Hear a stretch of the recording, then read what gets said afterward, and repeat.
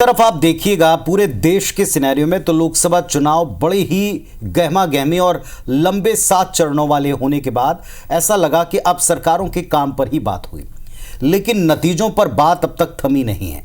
सब अपने अपने अनुसार इसका आकलन कर रहे हैं। कोई किसी को नसीहत दे रहा है तो कोई किसी पर तंज कस रहा है। देश में लोकसभा चुनाव के नतीजों के बाद सरकार गठित हो चुकी है, कामकाज शुरू हो चुका है, लेकिन नतीजों को लेकर मंथन, चिंतन और तंज सबका दौर जारी।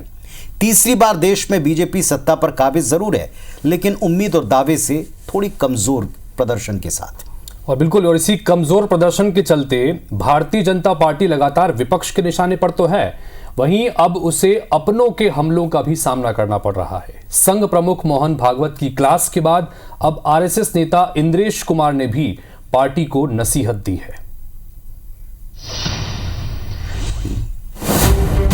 उसमें अहंकार नहीं आता कि मैंने किया, और वही सेवक कहलाने का अधिकारी रहता है। इसलिए जिस पार्टी ने भक्ति की, अहंकार आया, उसको 241 पर रोक दिया, पर सबसे बड़ी बात।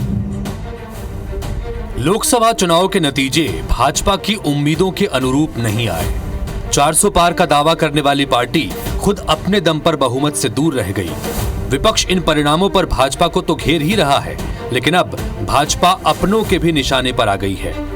आरएसएस के नेता लगातार बीजेपी पर निशाना साध रहे हैं। संघ प्रमुख मोहन भागवत के बाद अब एक और आरएसएस के पदाधिकारी इंद्रेश कुमार ने बीजेपी को नसीहत दी है। इसलिए जिस पार्टी ने भक्ति की, अहंकार आया, उसको 241 पर रोक दिया, पर सबसे बड़ी बात है, जिनके अंदर राम की अनास्था थी, अश्रद्धा थी, और उनको सबको मिलकर 234 पर रोक दिया।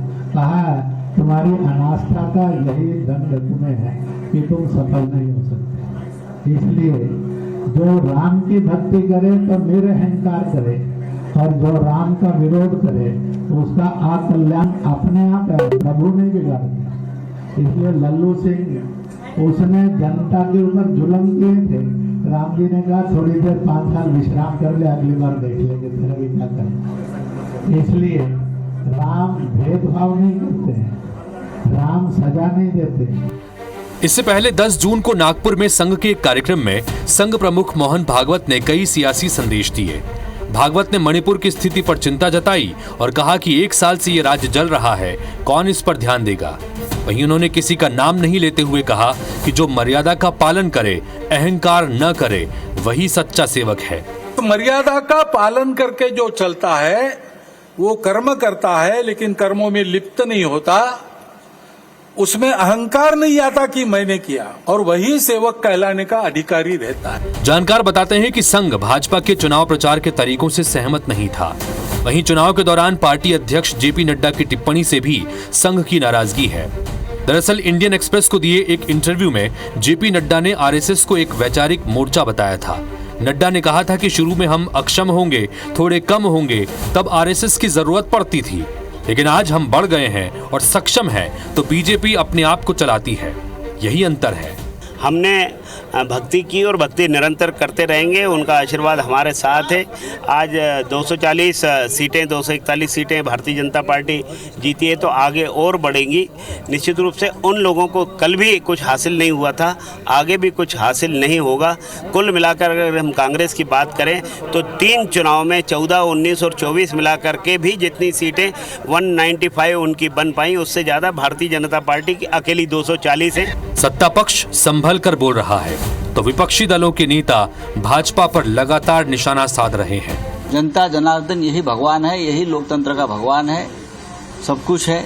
लगभग 30 से ज्यादा ऊपर सीटें ऐसी है जहां बीजेपी हार गई है।